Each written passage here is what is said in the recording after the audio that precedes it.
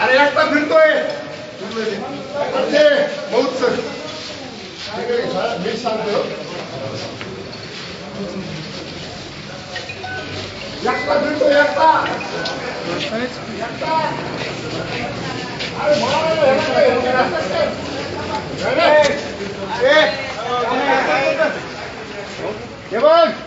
एकटा असतो एकटा कुठे बी वाल्मीकरांचा माज उतरला तुझा बी उतरण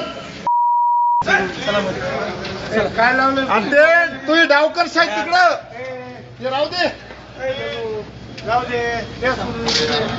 समिती बीड येथे घरकुल आणि विहिरींचे जे काही मागण्या रखडलेल्या होत्या त्या संदर्भात विविध लोकांचे प्रश्न होते ते घेऊन त्या ठिकाणी लोक आले होते।